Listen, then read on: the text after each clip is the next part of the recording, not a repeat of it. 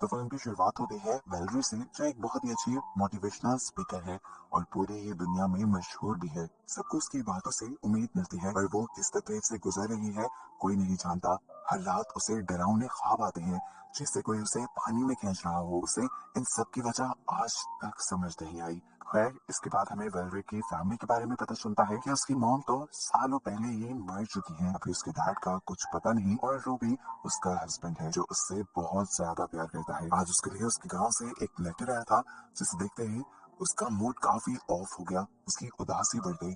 उसने अपनी दोस्त से मिलने का फैसला किया, पर इससे भी उसके मूड पे कुछ खास फर्क नहीं पड़ा। वो काफी दिन से अपने आप में अजीब तब्दीलियां नोटिस कर रही थी, जैसा कि उसके सर में बहुत ही ज्यादा खारिश रहने लगी थी। इस टाइम वो अपनी खारिश को कम करने वाली मेडिसिन के साथ बर्थ कंट्रोल पिल भी लेती दिखाई देती है। खैर, आज मेडिसिन लेने के बाद भी जब उसकी खारिश कम नहीं हुई, तो वो परेशान हो गई और इंटरनेट पे अपनी खारिश के बारे में सर्च करने लगी।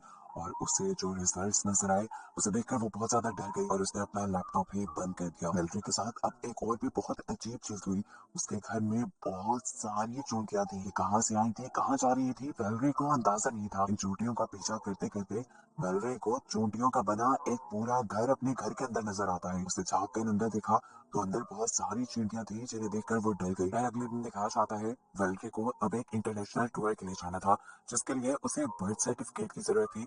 उसने अपने डॉक्यूमेंट्स में देखा, तो उसके पास बर्थ सर्टिफिकेट नहीं था। शायद वो उसकी मॉम के पास था, जिसके लिए वो अपनी आंट के पास गई। असल में उसे अपनी आंट से उस बॉक्स के बारे में पूछना था, जो उसकी मॉम उसके लिए छोड़ कर गई थी। लेकिन यहाँ पर वो अपनी मॉम की काफी बातें करने लगी, क्योंकि वो अपनी मॉम को बहुत ज्यादा याद करती थी। उसकी आंट ने उसे एक लॉकर का एड्रेस बताया, जहाँ पर वो बॉक्स रखा हुआ था। वो जब उसको ध्यान में गई, तो यहाँ आकर वेलरी और उसकी आंट ने देखा कि वो बॉक्स यहाँ से गायब था। ये दोनों परेशान हो गई। तो वेलरी की आंटी ने कहा, शायद तुम्हारे डैड यहाँ आए हो और इस बॉक्स को ले गए हो। ये भी तो हो सकता है। अब वेलरी सब कुछ छोड़ छाड़ कर घर आ जाती है, और आज भी घर आने पर उसके सर में इतनी खारिश हो रही थी कि वो पागलों की तरह दोनों हाथों से अपना सर खुजा रही थी। और उसके पास बैठे हस्बैंड को भी उसकी ये आदत बहुत ही अजीब लगने लगी थी। वेलरी को अपनी इस बीमारी की समझ नहीं आती, यहाँ तक कि डॉक्टर्स को भी उसकी इस बीमारी की समझ नहीं आई। तो उसे लगा शायद उसे ये जेनेटिक इशू है, उसकी मॉम को भी होगा और अब उसे हो गया है। फिलहाल उसे अपने इंटरनेशनल टूर के ऊपर फोकस करना था, इसीलिए उसने अपने डैड से मिलने का फैसला किया। जाने से पहले उसने अपने सर पर कैप पहन ली, ताकि वो लोगों के सामने अपने सर पे खारिश न करे। वेलरी गांव में आकर अपने डैड से मिलती है, जो पहले एक सोल्जर थे, लेकिन अब एक मॉन्क बन चुके थे। वेलरी ने उनसे पूछा, आप उस बॉक्स के बारे में जानते हैं जो मॉम मेरे लिए छोड़ के गई थी? उसके डैड ने कहा, नहीं, उसके बारे में मुझे कुछ नहीं पता। यही उसके डैड के कमरे में एक बहुत ही अजीब पेंटिंग भी लगी हुई थी। वेलरी ने जब उस पेंटिंग के बारे में पूछा, तो उसके डैड ने उसे सांची नाम की एक एंटिटी की कहानी सुनाना शुरू की। दरअसल सांची एक पैरासाइट था, जो इंसानों के साथ रहता था और उनकी स्पिरिचुअल पावर से फीड करता था। सांची जिस इंसान के ऊपर कब्जा कर ले, उस इंसान के साथ तब तक रहता है जब तक वो उसे पूरा खत्म न कर दे। खैर, वेलरी यहाँ पर इन सारी चीजों की इंफॉर्मेशन लेने नहीं आई थी। वो जाने से पहले अपने डैड की चाबी चुरा लेती है और उनके लॉकर में जाती है बगैर उनके पूछे। वहां पर उसे वो बॉक्स तो नहीं मिला जो उसकी मॉम ने उसके लिए छोड़ा था, लेकिन हाँ, उसे उसका बर्थ सर्टिफिकेट जरूर मिल गया, जिसे लेकर वो यहाँ से जाने लगी। उसे गोदाम में एक छोटे बच्चे की रोने की आवाज आ रही थी, और साथ उसे ऐसे फील हो रहा था जैसे वो बच्चा पानी में डूब रहा हो। उसने आवाज का पीछा किया, तो वो एक स्टोर रूम तक पहुंची। इस स्टोर रूम के अंदर बहुत सारी केड़ियां बिछा रही थी। उसने बैठकर उन्हें देखने की कोशिश की, तो उसे ऐसा फील हुआ कि जैसे पीछे से बहुत सारी बुरी सोल्स उसे पकड़ने वाली हैं। उसने अपने कंधे पे बहुत सारे हाथ फेर किए। इससे पहले कि वो चिल्लाते थे, उसने पीछे मुड़कर देखा, तो वो यहाँ का गार्ड था। यानी इस टाइम इसे ही हेलुसिनेशंस हुए थे। वेलरी अब घर आकर बहुत कंफ्यूज थी। आज उसके साथ जो हुआ, ये पहले कभी नहीं हुआ था। वो अपने डैड के लॉकर से जो सामान लाई थी, वो उसे देखने लगी। इसमें उनकी फैमिली की पुरानी पिक्चर्स थी, उसके डैड की भी और उसकी मॉम की भी। उस टाइम की जब उसके डैड एक सोल्जर हुआ करते थे और उसकी मॉम एक बहुत ही खूबसूरत औरत थी। ये सब देखते हुए वेलरी को एहसास हुआ कि उसे आज तक ये मालूम ही नहीं कि उसके मॉम की मौत हुई कैसे थी। इन्हीं पिक्चर्स में वल्री अपनी मोम के हाथ पे एक वैसा ही एलर्जी का निशान नोटिस करती है, जो उसने अपनी एलर्जी को सर्च करते हुए इंटरनेट पे देखा था। और यहाँ से उसे कंफर्म हो गया कि उसे आजकल जो बीमारी है, वो पहले उसकी मॉम को भी थी, और इसका ताल्लुक उसकी मॉम से ही है। वेलरी की इस बीमारी ने उसे बहुत ज्यादा चिड़चिड़ा भी बना दिया था, यहाँ तक कि वो अपने हस्बैंड रोबी से भी अब अच्छा बिहेव नहीं करती थी। वो बहुत चिड़चिड़ी रहती थी। आज तो उसने फैसला कर लिया था कि आज रात को वो अपना सर नहीं गुजारेगी, इसीलिए वो अपने हाथों पर ग्लव्स पहनकर अपने हाथों को बांध कर सो जाती है। और सुबह उसकी आंख एक बहुत ही बुरे झटके से खुलती है। उसने देखा कि उसके हाथों पर अब ग्लव्स नहीं थे और उसने अपने सर को खुजा खुजा कर अपने स्कैल्प को इतना जख्मी कर लिया था कि उसमें से बहुत ज्यादा खून आ रहा था, जो देखकर वो डर गई। वो अपनी मॉम की उस पिक्चर को लेकर अपनी आंटी के पास जाती है जिसमें उनकी एलर्जी दिखाई गई थी। इसे देखकर आंटी उदास हो जाती है और वेलरी को बताती है कि तुम्हारी मॉम पर शायद कोई कर्ज था, कोई श्राप था, जिसकी वजह से वो मर गई। मैंने उसे बचाने की बहुत कोशिश की पर कोई फायदा नहीं हुआ। वेलरी ने सवाल किया कि डैड ने इस सब के बारे में क्या किया।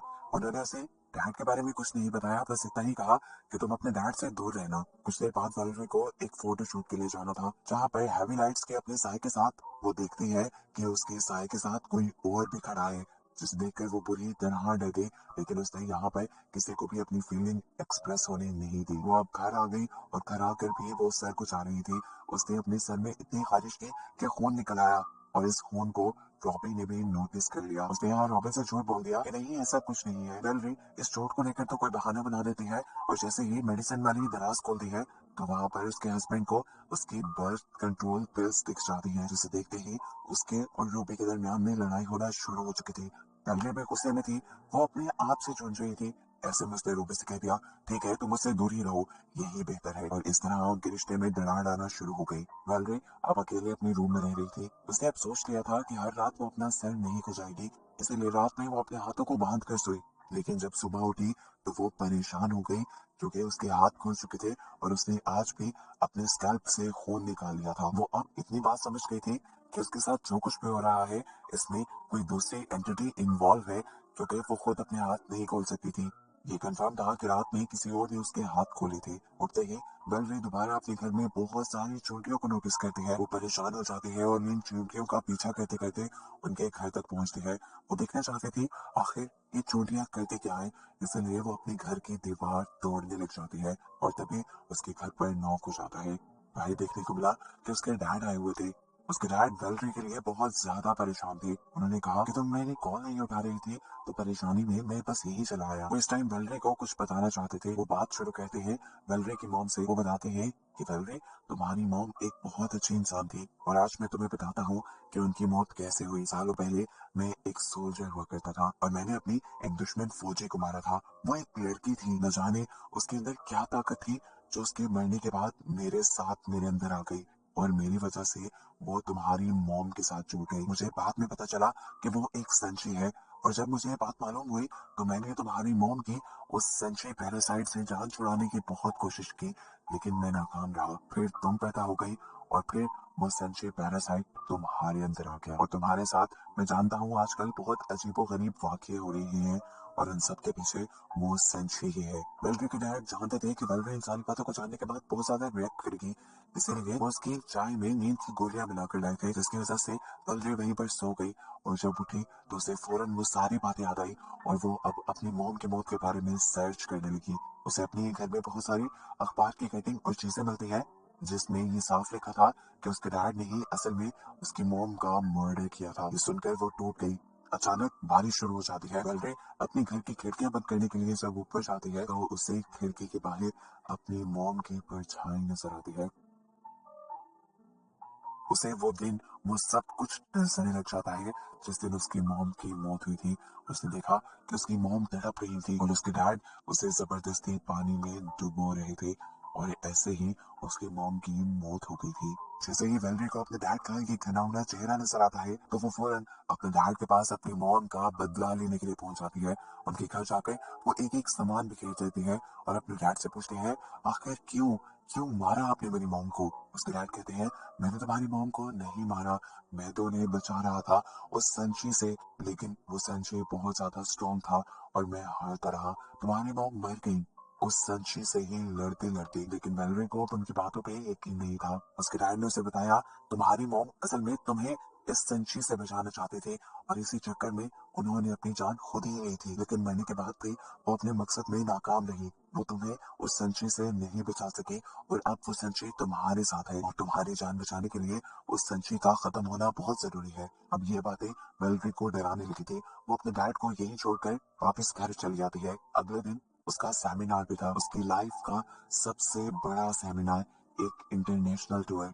वो नहीं चाहती थी कि सबके सामने उसका मजाक बने, वो सबके सामने अपने सर को खुजाए, इसलिए उसने अपने सर पे एक कैप पहन ली। उसका शो शुरू हो गया, यहाँ पे बहुत सारे लोग आए हुए थे और वेटिंग बहुत ज्यादा थी। उसने स्टेज पे एक लड़की को बुलाया और अपनी स्पीच शुरू की। उसने लड़की को शीशे के आगे खड़े करके लोगों से कहा कि जब तुम अपने अंदर के असल को नहीं पहचानोगे तब तक तुम कुछ नहीं कर सकते। ये बातें कहते हुए वो ना चाहते हुए भी अपनी कैप के अंदर से अपने बालों को खुजा रही थी। इस टाइम उसे स्पीच करते हुए शीशे में उस औरत की परछाई के साथ अपने पीछे भी खड़ी एक और परछाई दिखाई दी। इस परछाई को देखकर वो डर जाती है क्योंकि उसे पता था कि ये संचय ही है। आज उसे देखकर उसकी सच्चाई जानकर वो बहुत ज्यादा खौफ में आ चुकी थी, यहाँ तक कि वो नीचे गिर गई, वो तड़पने लगी, अपना सर खुजाने लगी और सभी लोग उसकी ये हालत देखकर पागल से हो गए। वैलेरी अब और अपना तमाशा नहीं बनाना चाहती थी, इसीलिए वो स्टेज छोड़कर भाग जाती है और अपनी गाड़ी में जाकर बैठ जाती है। घर आने के बाद भी वो लगातार अपने सर को खुजाती जा रही थी। उसने अपने सर में इतनी खारिश की कि उसके सर में एक सुराख हो गया जिसके अंदर उसने उंगली डाल दी। उसकी उंगली ब्रेन से टच होने की वजह से उसका ब्रेन डैमेज हो गया और उसको सब कुछ समझ आना ही बंद हो गया। वो वहीं पर बेहोश होकर गिर गई। शुक्र था कि घर पे इस टाइम रॉबी था जिसने उसकी इस खराब हालत को देखते हुए उसे हॉस्पिटल पहुंचा दिया। वक्त पर हॉस्पिटल पहुंचने की वजह से वेलरी की जान तो बच गई, लेकिन अभी वेलरी के ऊपर एक बहुत बड़ी मुसीबत थी। वो संशय अभी भी वेलरी के साथ ही था, जिससे हॉस्पिटल के डार्क एनवायरनमेंट में पहली मर्तबा क्लियर दिखाया जाता है। वो इस टाइम वेलरी के ऊपर चढ़ा हुआ था, उसे तंग कर रहा था, लेकिन इस टाइम वेलरी से डर नहीं रही थी, चिल्ला नहीं रही थी। वो वेलरी के सर में हाथ मार रहा था जिससे उसके सर में खारिश हो रही थी, लेकिन वेलरी ने अभी भी अपने सर में खारिश नहीं की क्योंकि अब वो जान गई है सच्चाई।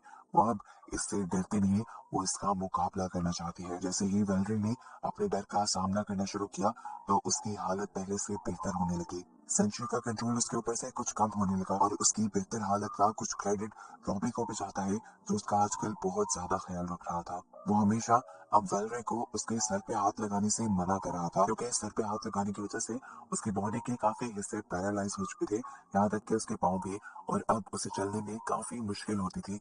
वो नए तरीके से चलना सीख रही थी। अब सोते हुए वेलरी अपने सर में खारिश न कहते, इसीलिए रॉबी ने उसके हाथ बांध दिए, लेकिन जब वो सुबह उठा तो देखा कि उसके हाथ खुले हुए थे। वेलरी ने अपने सर में खारिश भी की हुई थी, उसके पास एक सीजर भी थी जिसे देखकर रॉबी को लगा कि उसने अपने हाथ खुद ही काटे हैं। उसे गुस्सा आ गया ये देखकर कि वेलरी खुद ही ठीक होना नहीं चाहती और वो फजूल में ही उसके ऊपर इतनी मेहनत कर रहा है। वेलरी ने उसे समझाने की कोशिश की कि ये सब उसने नहीं किया, ये संशय ने किया है, लेकिन वो उसकी एक सुनने को तैयार नहीं था। रॉबी अब गुस्से में उसे छोड़ गया था। वेलरी बिल्कुल अकेली पड़ चुकी थी, वो हार रही थी, उसे किसी के सहारे की जरूरत थी, इसीलिए वो अपने ही मोटिवेशनल वीडियोस देखने लग जाती है जिससे उसे काफी सहारा मिलता है।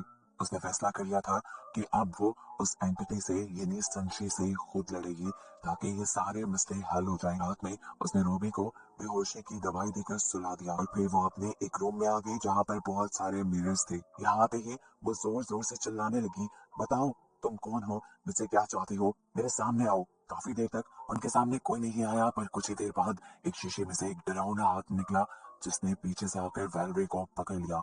ये हाथ असल में संची का ही था, जो एंटिटी अब फाइनली उसके सामने आ चुकी थी और सामने आकर अपनी डरावनी आवाज में वैलरी से कहती है कि मैं तुम्हें नहीं छोड़ूंगा। उसने अब वैलरी को पकड़ लिया था और उसके गर्दन पे चाकू रख दिया था। वैलरी भी खौफ के मारे डरी और उसने जोर से चीख मारी जिसकी वजह से यहाँ रूबी को भी होश आ गया और उसने अपने आप को बेड से बंधा पाया। वो अपने हाथ पांव को छुड़वाने की कोशिश करता है और वेलरी को आवाज लगाता है। दूसरी तरफ हमें वेलरी को दिखाया जाता है जो अब अपने हाथ को काटने की तैयारी कर रही है ताकि वो कभी अपने सर को खुजा ही ना पाए। उसने अपने हाथ पे एक मार्क बनाया और उसे एक कटर के नीचे रख दिया, लेकिन कोई भी इंसान अपने आप को इतना दुख कैसे पहुंचा सका था। वो कई मर्तबा हौसला करने पर भी अपना हाथ नहीं काट पाई, लेकिन फिर वो एक मर्तबा हिम्मत करती है और तेजी से मशीन के सामने आकर मशीन के नीचे अपना हाथ रखकर एकदम से उसके ऊपर वो कटर चला देती है। हाथ से शर करके खून निकलकर उसके मुंह पे गिर जाता है और उसका हाथ, इससे उसे बहुत ज्यादा दर्द हुआ था। खून भी उसका बहुत ज्यादा निकल रहा था जिस पर चीजें बांध बांध कर उसने कंट्रोल करने की कोशिश की। इस हाथ का खून रोकने के बाद उसने अपने मुंह से खून साफ किया और फैसला किया कि वो अब अपने दूसरे हाथ को भी काट देगी। अभी वेलरी ये सोच रही थी कि एकदम से उसके पीछे संशय आ गया जिसने उसे पीछे से पकड़ लिया और इस मर्तबा वेलरी उसके ऐसा करने से भी नहीं डरी। संशय ने उसे डराने के लिए बोला कि मैं तुम्हें खा जाऊंगा तुम्हारा कतरा कतरा खून पी जाऊंगा। वैलेरी उसे बातों में लगाए रखती है और अचानक से उसका हाथ उसी कटर के नीचे कर देती है जिस कटर से वो अपना दूसरा हाथ काटने का प्लान कर रही थी। यहाँ से आने वाली ऐसी आवाजें सुनकर रॉबी परेशान हो रहा था।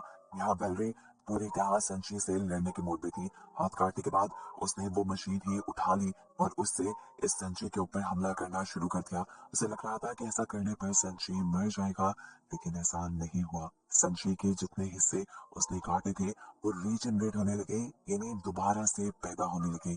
और अब वैलेरी जब ये सब देखती है तो वाकई उसे डर लगने लग जाता है और वो यहाँ से भागने की तैयारी करने लगती है। वो इससे बचने के लिए वहां से भागने की ही कोशिश कर रही थी कि संशय उसके ऊपर आ गया और उसने कहा कि अब मैं तुम्हें नहीं छोड़ूंगा। तो वैलेरी ने उससे कहा कि अब कोई बचेगा भी नहीं। ये कहते हुए ही वो अपने आप को घसीटते घसीटते पानी के अंदर ले गई और उसने पानी के अंदर जंप कर दिया। वैलेरी के पानी के अंदर कूदते ही संजय भी उसके साथ पानी के अंदर कूद जाता है, लेकिन पानी उसका सबसे बड़ा दुश्मन था। उस पानी के अंदर तिलमिलाने लगा और वैलेरी उसका हाथ पकड़कर उसे वहीं रोकने की कोशिश में लग गई। और आज उसे समझ आया कि क्यों उसकी मॉम उस दिन पानी में कूदी थी। वो उसे संजय को मारने के लिए कूदी थी और उसकी मॉम के मर्डर में उसके डैड का कोई हाथ नहीं था। उसकी मॉम की मौत इसे संजय की वजह से हुई थी, उनकी मौत कोई मर्डर नहीं था। यहाँ दिखाया जाता है कि रूबी किसी तरह अपने आप को छुड़वा कर बाहर निकलता है तो वैलेरी को पानी में डूबता हुआ पाता है और जल्दी से पानी में जंप करते हुए उसको बाहर निकाल लेता है। बाहर निकलते हुए हम उसके हाथ में एक छोटे से काले बच्चे को देख रहे थे। ये संशय का ही छोटा वेरिएंट था, मतलब कि संशय अब कमजोर हो गया था और कुछ ही देर में पानी में रखने पर वो इस पानी में ही हल होकर खत्म हो जाता है। कहानी के पोस्ट क्रेडिट सीन्स में हमें वैलेरी को दिखाया जाता है जिसके पास एक बेबी भी था। दिखाया गया कि उसका कटा हाथ जोड़ दिया गया था और वो अपने बेबी के साथ बहुत खुश थी। वो जब अपने बेटे को खिला रही थी तो उस टाइम उसके बेटे के फेस पे एक छोटे से बग को दिखाया जाता है, जो हमारे लिए एक सवाल छोड़ जाता है कि क्या सच में संशय खत्म हुआ भी है कि नहीं। और बस इसी के साथ ये मूवी यहीं पर एंड हो जाती है।